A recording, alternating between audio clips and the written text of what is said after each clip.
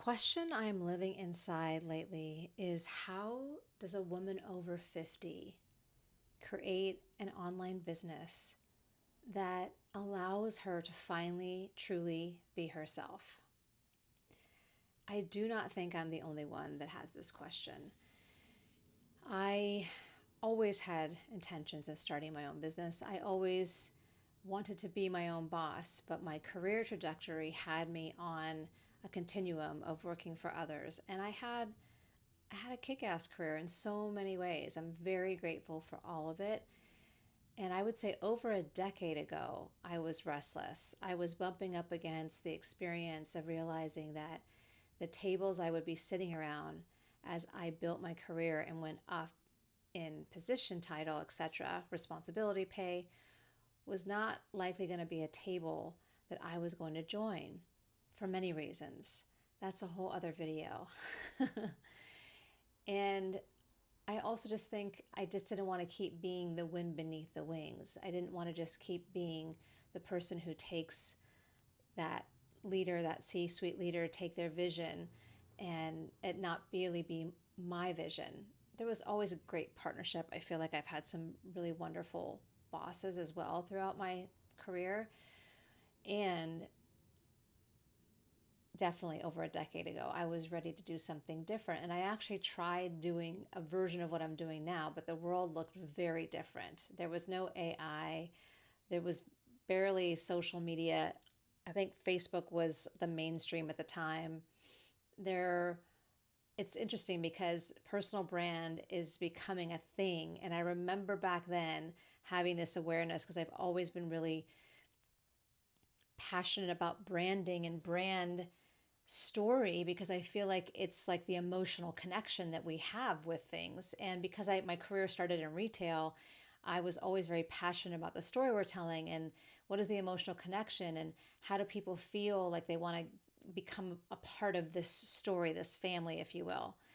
And I always knew I got my URL with my name back then. I really felt like our website should be like our calling cards, aka our personal brand.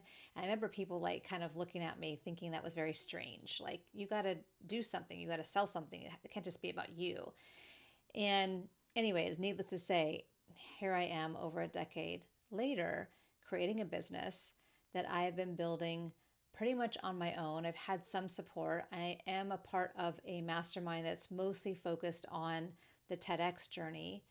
And one of the most challenging things that I have experienced, and I really am grateful for it because I think it's my timing and my life colliding with what comes up when you are creating a business, period. And I think there's especially an interesting piece that I think can come up for women in their late 40s or in their 40s and in their 50s and beyond who've already put a lot of years in inside organizations or established themselves as something, which is often potentially doing something that isn't the work of your soul, the work that is what you came here to do per se.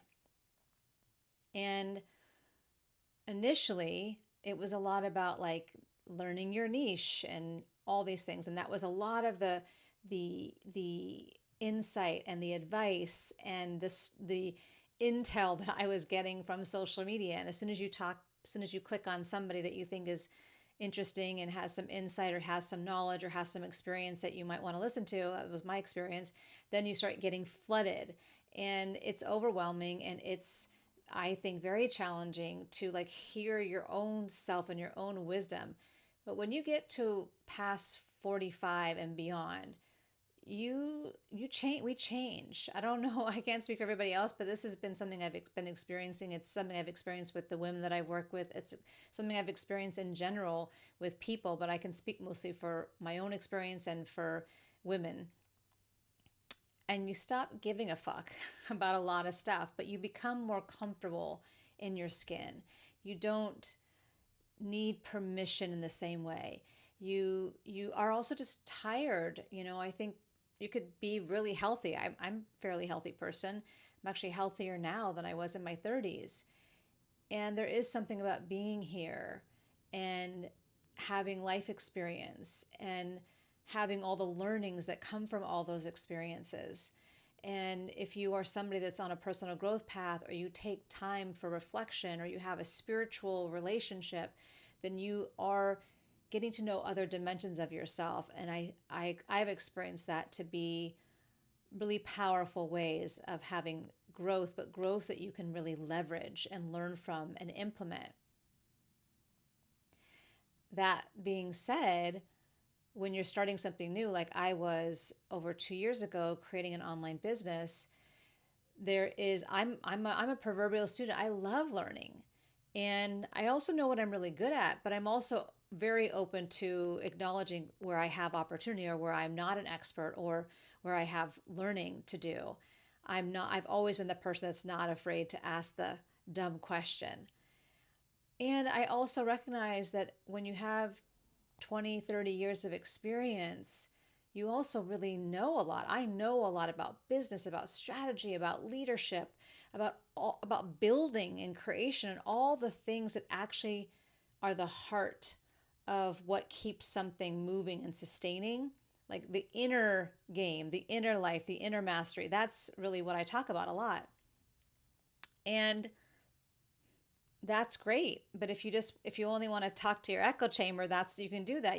There is like that level of skill that has to be created, especially in the online world, where you are finding your way of sounding your note, if you will, to reach the people that you are here to serve, support, them hire you, if you will. And that's where all of the download of the advice. Initially, it was a lot of like, you got to find your niche. Who's your ICA, your ideal customer avatar, and really like that's the, I feel like, somewhat ad nauseum advice that's like projected over and over. And then you start hearing that you're the niche. And for some reason, that always resonated for me, not because I was trying to make myself like this mega person. I do have a message. I do experience myself. I will claim it as a thought leader.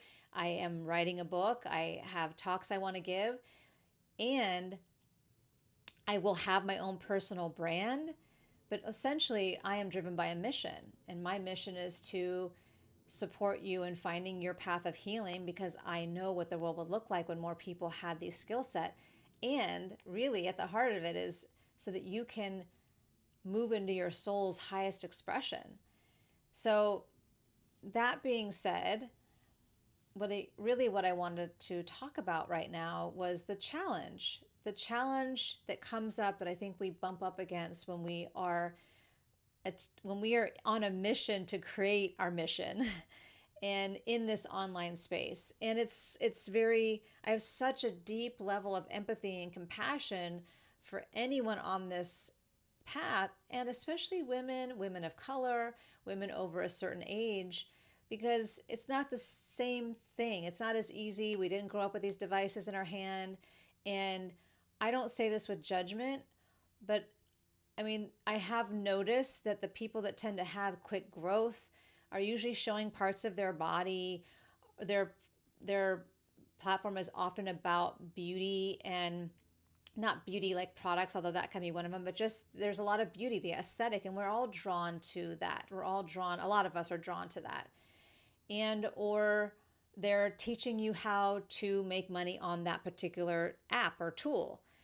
So all the other ways, all the other businesses, unless you have some very specific finite thing that you're selling, it's challenging. And that question that I wanted to bring up, because I just recently saw a few posts from a woman I'm not aware of until today on a group in Facebook. And she's an over 50 business owner, and she's talking about how she's marketing her business.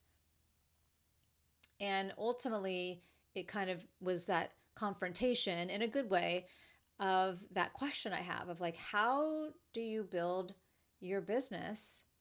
Like how I'm thinking of it, and if I didn't say this as clearly in the beginning, it's like I am definitely here to make a 7-figure plus business without a doubt, because I know what I can do with that kind of revenue. I know how I can fund projects that I really want to create that are part of why I believe I came here. And I don't care to do work that I don't care about. I'm not here just to sell something to make that seven figures. I'm really here on a mission to create work that is meaningful. So there's that rub I feel like I've experienced, and I'm sure many others, of like, how I've experienced it is like I finally want to be able to do the work I want to do. I want to be able to be true to myself. I want to find my real voice. I want to stop editing myself.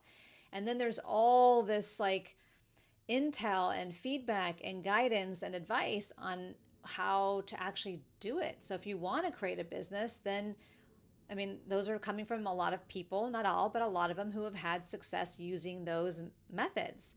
It's not an unusual, or it's not a new idea to have a niche. It's not unusual to know your ideal customer. It's not unusual to make sure that you are not creating something that you think she needs. You're creating what she needs, and so that means you're talking to people, you're listening to people, which means you're going out, and all of that hunt, if you will, is available. And I also don't think it's that as easy as it sounds, as easy as a lot of people sometimes say it is.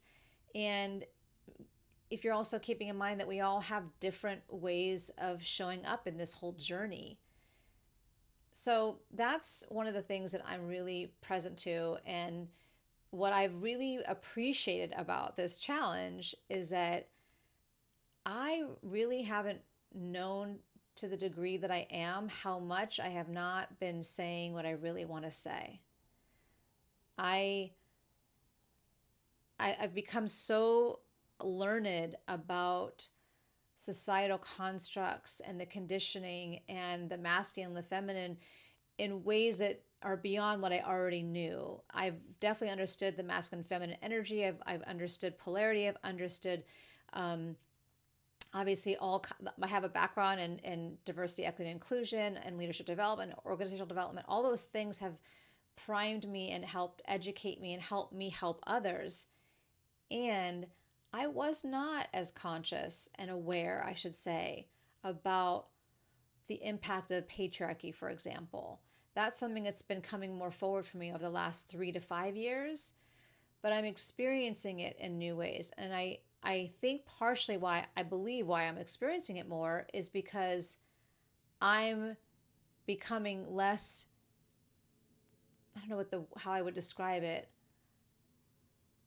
The the part of me that was so unconsciously editing myself is no longer the leader. So now I'm seeing it more. It's almost like that reticular activating system, the RAS. Like when you start to see or know something, then you start seeing it. And so that's what's happened for me over the last couple of years. And that's been really powerful, but it's also for me connected to really wanting to honor, to be self-honoring. I've, we all have our special flavor of it. Like for me, I'm really aware that based on some of my stuff and my background and my childhood, I have really abandoned myself many times to take care of others, especially men's feelings, for example. And I've become more and more aware of that over the last few years.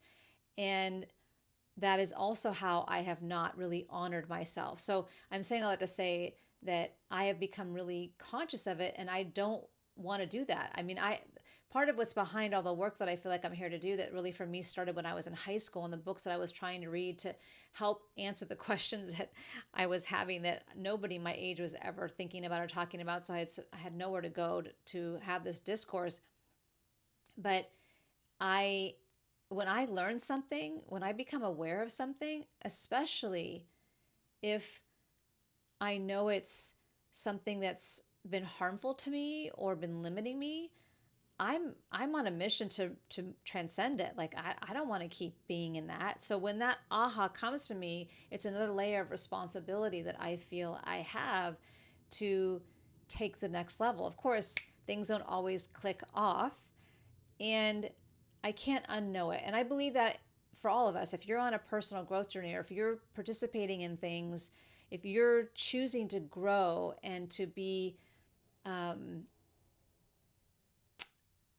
somebody that is taking your life, like you're honoring your life, you're taking your life seriously in the sense that you have a desire and you are doing things that will challenge you and grow you, and you want that, you desire to have more meaning in your life, more meaning and intimacy in your relationships. If you are on that path, then I think you know a little bit about what I'm talking about. But how this comes back to what I was initially inspired to speak about tonight was this juxtaposition that I feel like comes up around when you finally get to this point in your life where you're creating a business, finally being the author, finally doing what you really want to do, finally letting yourself say, I mean, I can't even tell you, I'm so much better, but how many years, how much time I have spent trying to like communicate what I want to say on LinkedIn, because it's this professional place that for me still felt like, oh, I can't really be myself, because if I really be myself and some person out there someday sees, and this is not obviously unfounded, this does happen, and it is also living your life deeply entrenched in this conditioning of like, oh, if somebody sees this and I want to work with that person someday, or I need to go get hired again and I offend them, that could really keep me from basically being allowed back in the room, which for me, could equal like basically just first chakra survival, taking care of myself. That's very real. And I think also comes with age. Like you're just like, I can't care about all that anymore. And the conditioning is thick and deep. So I hope I'm making sense with what I'm sharing. These are not scripted videos. My name is Jennifer Herrera. This is my channel. You'll see some other videos here, and I'll link some things below. And this is a beginning of what I've told myself is a 77-day commitment of posting a video every day.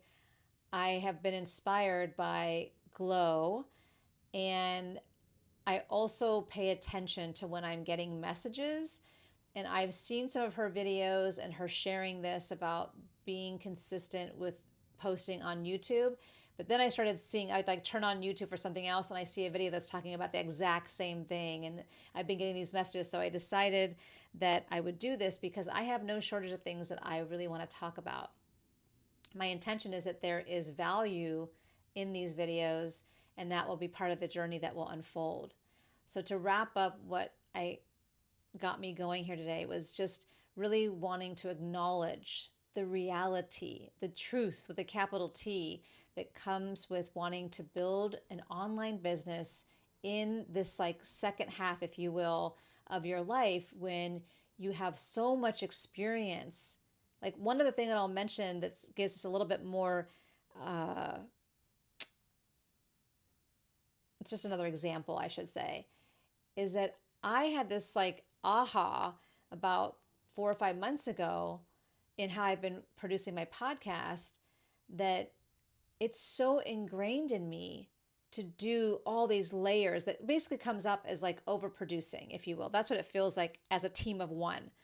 But when you've spent time, professional time, doing excellent work with teams of people, you're used to producing quality work. So I don't think it's just an automatic switch to go, oh, well, I'm a team of one, so I can't do blah, blah, blah. I'm just going to do this.